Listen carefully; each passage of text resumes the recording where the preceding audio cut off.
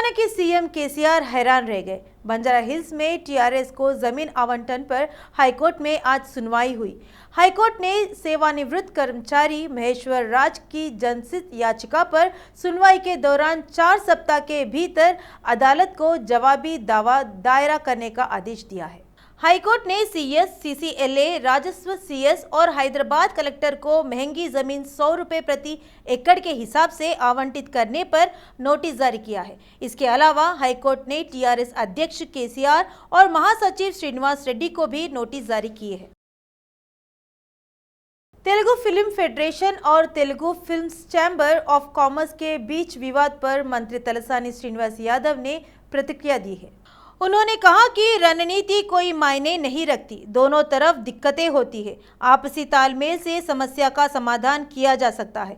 अगर दोनों गुटों को इंसाफ चाहिए तो आपस में एक दूसरे से चर्चा कर समस्या का समाधान करने की सलाह उन्होंने दी है। నేను చెప్పింది వాళ్ళకు పంతము పట్టింపులకు పోకుండా మ్యూచువల్గా వాళ్ళు రెగ్యులర్గా మాట్లాడుకుంటారు, ఆ పద్ధతిలో మాట్లాడుకోవాలని చెప్పిన. ఎందుకంటే రెండు వైపుల నుంచి ఒకవైపు కార్మికులు వాళ్ళకి ఏంటంటే వాళ్ళ ఆధారమే అది, దాంట్లో కొన్ని వేలాది మంది దాని మీద ఆధారపడి ఉన్నటువంటి వాళ్ళు. అయితే రెగ్యులర్గా నెగోషియేషన్స్ 3 సంవత్సరాలకు ఒకసారి జరుగుతాయి వాళ్ళ మధ్యన. బట్ కరోనా వైరస్ దిక్కని కొంత డిలే అయింది. దీంట్లో ఏంటంటే షూటింగ్స్ ఆపాలని ఆపొద్దని రకరకాలుగా జరుగుతున్నటువంటి మధ్యాహ్నం 12 గంటలకు వాళ్ళు కూర్చుంటారు. కూర్చున్నాక మాట్లాడుకొని ఆ సమస్య పరిష్కారం అవుతుంది, డెఫినెట్గా అవుతుంది. ఇప్పుడు వాళ్ళు చెప్పింది, నిన్న వాళ్ళు చెప్పింది కూడా నేను విన్నాను. బట్ సేమ్ టైం ఏంటంటే వీళ్ళేమంటారు, షూటింగ్స్ జరుగుతున్నాయి అంటున్నారు. షూటింగ్ జరిగే ఇన్ఫర్మేషన్ తీసుకోవడం పెద్ద విశేషం ఏం కాదు. ఏదైనా కానీ సామరస్యంగా ఈ సమస్యకు పరిష్కారం కావాలని చెప్పి ఇరు వర్గాలకు కూడా నేను సూచించిన. 1-2 డేస్ లోపల పరిష్కారం అవుతుందని చెప్పి నేను ఆశిస్తున్నా. సాగ తీసుకోవడం మూలాన రెండు వర్గాలకు నష్టం జరుగుతుంది. అందుకే పంతము పట్టింపులకు పోకుండా म्यूचुअल కూర్చొని సెటిల్ చేసుకోవాలని. क्या विकास के नाम पर जमीन छीन लेना, किसानों पर लाठियां बरसाना, क्या इसी को विकास कहा जाता है? टीपीसीसी अध्यक्ष रेवंत रेड्डी ने मंत्री केटीआर को ट्वीट किया। जबरन जमीन छीन लेना, किसानों पर लाठियां बरसाना, केटीआर जी क्या इसी को आप विकास कह रहे हैं या अराजकता? यह सवाल रेवंत रेड्डी ने किया। उन्होंने ट्वीट करते हुए कहा कि क्या अपनी जमीन गंवाने वाले किसानों पर लाठीचार्ज करना और मुनाफाखोरी करने वाले व्यापारियों के लिए रेड कारपेट बिछाना, क्या यह न्याय करने जैसा है? हबसीगुड़ा डिवीजन के गांधी गिरिजन बस्ती में मौसमी बीमारियों पर रोक लगाने के मद्देनजर जागरूकता पैदा की गई। कहा गया है कि बारिश के दौरान मौसमी बीमारियों से जूझने का कारण मच्छरों का आतंक होता है। इनकी उत्पत्ति पर रोक लगाना जरूरी होता है, इसलिए बस्ती के लोगों को जागरूक किया जा रहा है। जागरूकता अभियान के दौरान एमएलए बेती सुभाष रेड्डी ने मानसून के दौरान बरती जाने वाली सावधानियों की बस्ती के लोगों को जानकारी दी। घर परिसर स्वच्छ और गंदगी रहित रखने के साथ बस्ती में भी सफाई पर ज्यादा ध्यान दें, जिससे मच्छरों के आतंक पर रोक लगेगी और मौसमी बीमारियों से बच सकेंगे।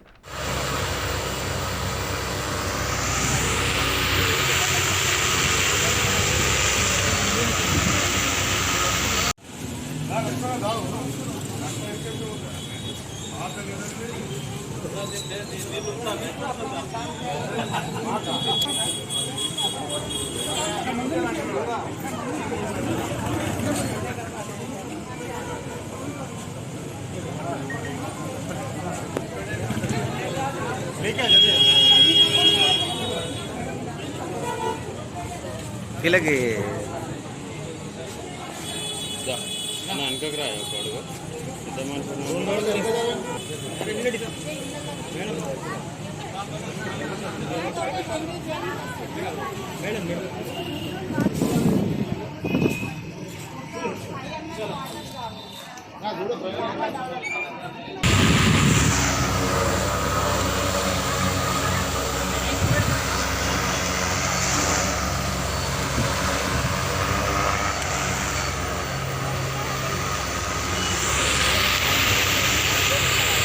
राष्ट्रीय जांच एजेंसी राज्य के विभिन्न हिस्सों में तलाशी अभियान चला रही है।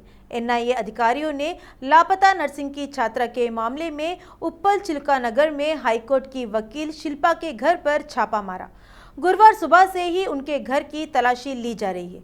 उनके अलावा अधिकारी पर्वतपुरम में चैतन्य महिला संगम के नेता देवेंद्र और अंबेडकर फुले युवा एसोसिएशन अध्यक्ष किरण के घर पर भी छापेमारी कर रही है। 2 साल पहले आंध्र प्रदेश के विशाखापट्टनम में नर्सिंग की छात्रा राधा लापता हो गई थी। इस पर उसकी मां ने विशाखापट्टनम पुलिस स्टेशन में शिकायत दर्ज कराई।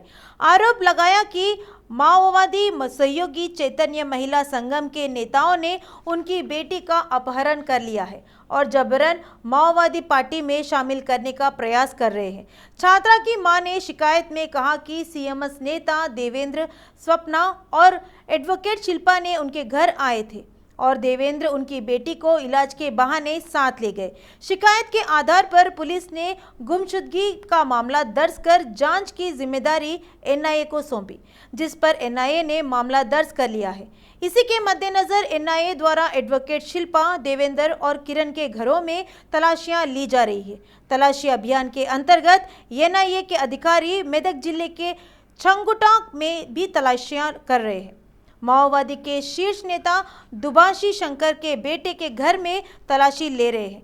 मामले से जुड़े सबूत इकट्ठा करने के उद्देश्य से गुरुवार की सुबह से ही एनआईए के अधिकारी तलाशी अभियान चला रहे हैं।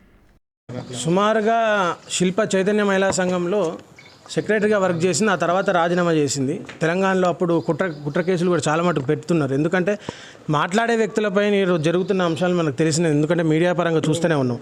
అయితే ఈ క్రమంలో మొన్న రీసెంట్లీ జనవరి అంటే ఈ కేసు బుక్ అయ్యి సుమారుగా 4 సంవత్సరాలు అయింది. విశాఖపట్నంలో కేసు బుక్ అయి 4 సంవత్సరాలు అయింది. కానీ ఈ కేసు ఎందుకు పెట్టిరు, ఏం పెట్టిరు అనేది లోకల్ పోలీసులు చేయలేదు. ఎన్ఐఏకి అప్పచెప్పి కావాల్సిన ఈమె మీద మాట్లాడే స్వేచ్ఛ కూడా లేకున్న పరిస్థితి చేస్తున్నారు ఇక్కడ తెలంగాణలో.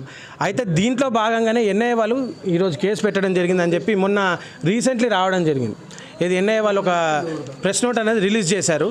అయితే ఈ రిలీజ్ చేసిన దాంట్లో ఇంత సడన్గా అసలు మాకు తెలియకుండా ఒక నోటీస్ కూడా ఇవ్వకుండా డైరెక్ట్ ఇంటి మీదకి వచ్చేసి పొద్దున 6 గంటలకు మహిళలు ఉన్నారు, మా అమ్మగారు ఉన్నారు, వెంటనే వచ్చేసి దాడి చేసేసి ఇంట్లో ఉన్న వస్తువులన్నింటినీ కూడా చెల్లాచెదురు చేసేసిన పరిస్థితులు. కాబట్టి ఏంటంటే మిత్రులారా, అసలుకి ఈ కుట్ర కేసులు ఇప్పుడు ఆమె చేసేది కూడా హైకోర్టు అడ్వకేట్గా వర్క్ చేస్తుంది. మాట్లాడే అక్కడ ఎవరి అయితే ఏదైనా సమస్యలు ఉన్నాయో వాళ్ళ పట్ల ఆమె కొట్లాడుతుంది. ప్రస్తుతం ఎస్ఎస్టీ బీసీ మైనార్టీల కోసం ఆమె ఇప్పుడు కొట్లాడుతున్న పరిస్థితులు. కానీ అన్నీ వదిలేసున్న వారిపై కూడా ఇలా కేసులు పెట్టి మానసికంగా ఇబ్బంది పెట్టి వాళ్ళని ఇలా చేయడం అనేది చాలా మట్టుకు మేము దీన్ని తీవ్రంగా ఖండిస్తున్నాం. ఒక సహచరుడు ఏంటంటే తను అసలుకి ఏమీ సంబంధం లేకుండా కూడా ఇలాంటివన్నీ పెట్టి తనని మానసికంగా ఇబ్బంది పెట్టడమే.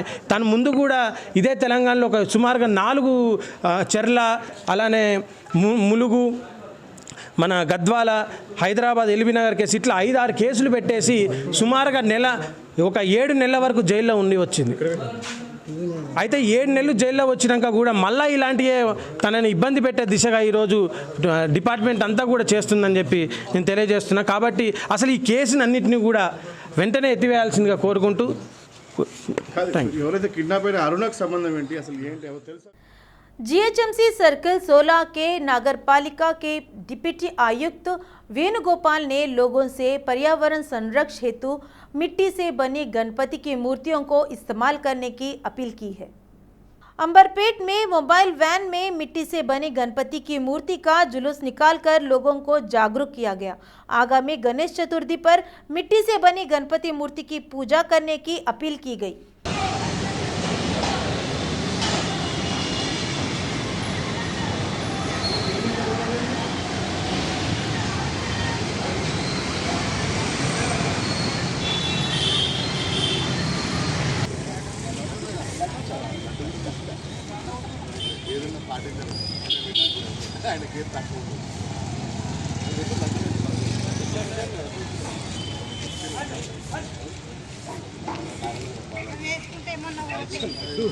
विभिन्न क्षेत्रों में सेवा देने वाले एनआरआई को INAS टूर्स एंड ट्रैवल्स और ग्लोबल हॉलिडे द्वारा सम्मानित किया गया है।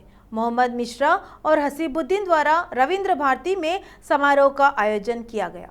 इस समारोह में बंडी संजय में विभिन्न देशों से आए एनआरआई ने भाग लिया। आयोजकों ने बताया कि विदेश में रहकर मातृभूमि के प्रति आदर भाव रखते हुए सेवाएं करने के उद्देश्य से समारोह का आयोजन किया गया। साथ विदेशों में रहने वाले भारतीयों की समस्याओं का समाधान करने का भी एनआरआई द्वारा प्रयास किया जा रहा है। इस अवसर पर फैजान खान, सोहेब, अब्दुल वाहिद, इम्तियाज बेग और शरीफ को सम्मानित किया गया। अंतर्राष्ट्रीय बॉडी बिल्डर सैयद सावेद और रूबी खान द्वारा गाए गए गीतों ने दर्शकों का समा बांधे रखा।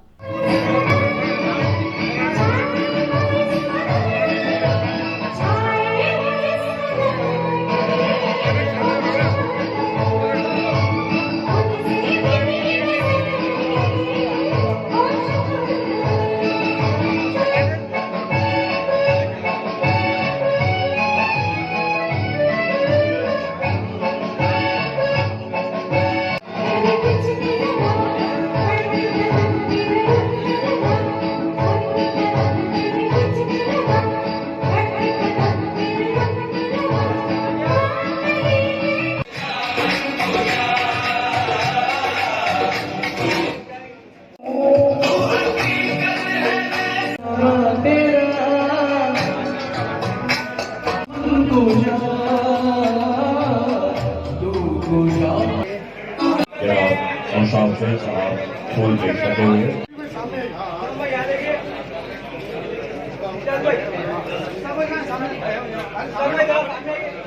मुमताज अली अकरम साहब को पेश की जा रही है, शारकोशी की जा रही है।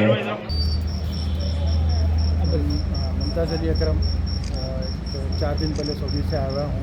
यहाँ पे जो है सो महमूद बिन जाफ़र मिस्री और जो है सो ग्लोबल के जो सो आसिफ, ये दोनों जो है सो जितने भी एक्स एनआरई थे जो ऑलरेडी जो है सो सऊदी से आ गए हैं यहाँ पे, वो लोग कौन किधर गया, क्या काम कर रहे हैं, किसी को भी पता नहीं है। ये लोग आज एक प्लेटफॉर्म पे जो है जितने भी पूरे एक्स एनआरई से सबको बुला के फैसिलेट करें और उसके बाद जो है सो लोग को जो है सो ऑनर कर रहे हैं और देख रहे हैं कि वो लोग क्या काम कर रहे हैं, क्या है, किधर है, सेटल्ड है, नहीं है। तो एक जो कमेटी के सब बनाए हुए हैं लोग के, ताकि लोग को कुछ कॉपरेट करें, यानी तो उनके साथ कुछ बिजनेस करें। पर कुछ ना कुछ लोग का कुछ प्रपोजल है, उतना तो डिटेल्स में मालूम नहीं। आप लोग जैसा महमूद बिन जाफ़र मिस्री या जैसा ग्लोबल जो इसके जो आसिफ है वो लोग से करें तो पता चलेगा। बस मैं तो एक एज ए गेस्ट के तौर पे जो अटेंड किया था। अभी स्टिल हम लोग बेस्ड सऊदी में ही हैं। शुक्रिया।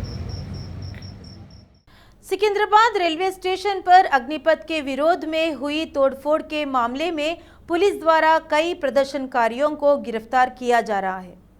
चंचलगुड़ा जेल में पहले ही 28 प्रदर्शनकारियों को रिमांड पर भेज दिया गया है। पुलिस ने इसी मामले में 10 अन्य लोगों को भी गिरफ्तार कर चंचलगुड़ा जेल भेज दिया है। इनमें पृथ्वी राठौड़, बिंगी रमेश, राजा सुरेंद्र कुमार, देवोस्त संतोष, एमडी साबेर, पड़तवल योगेश, बम्मन परशुराम, पुपला अय्यप्पाचारी, पसनूरी शिवसुंदर और सुरनर तुकाराम शामिल हैं।